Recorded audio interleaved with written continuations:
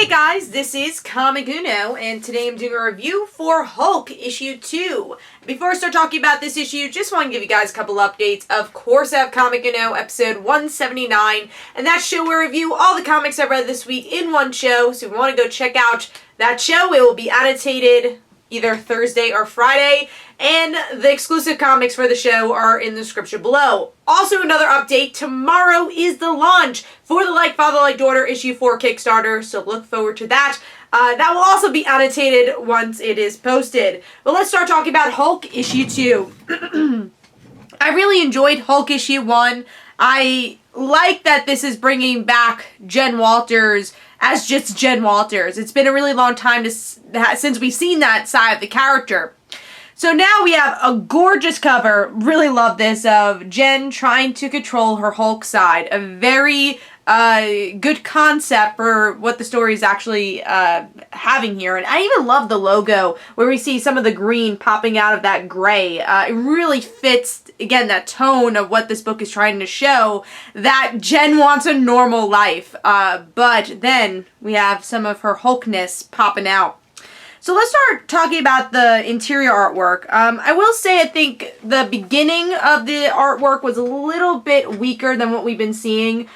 Just because I do like the plain Jane-ness of the artwork. I like that it kind of has this plain look. But it was a little bit too plain in the beginning. Like, she didn't have eyes over there. So I think there could have been a slight more detail in the beginning. But then you have these scenes where the plainness still brings out that emotion of Jen. And those are definitely the best scenes where you can see that emotion really coming through. So that's about the halfway point and the third, or the ending of the book where we get to see more of that emotion. And I think the plainness work better in the book. And then coloring, of course, I keep praising how much they bring in those kind of blander colors, but then the shots of green. Love the attention to detail in the coloring. But let's start talking about the story.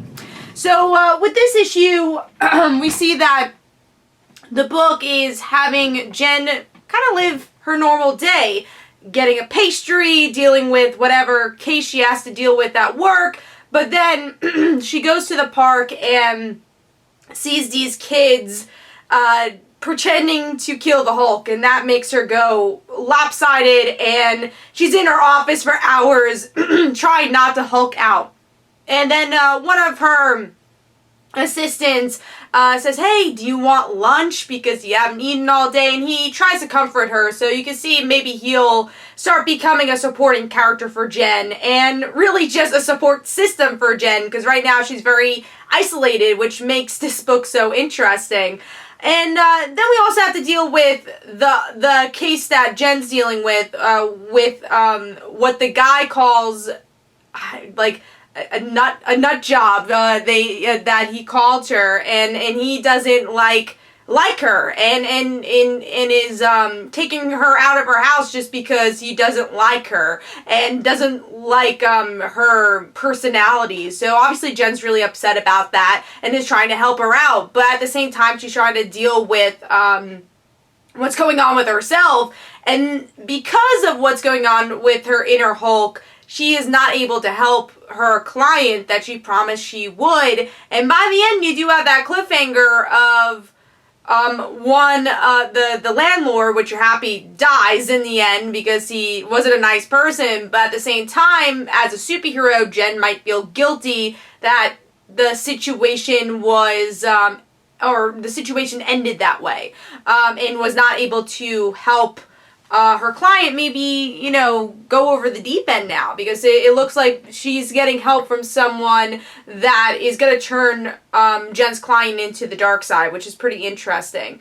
So overall, I thought this is a really solid issue. It's still, it's a slower issue because it's still Jen dealing with her emotions day, a normal day, an average day, which I really love that concept for this book. And I like the client story a bit more here, but I do think those were kind of the slower parts, because they are making the pacing of that story a little bit slower.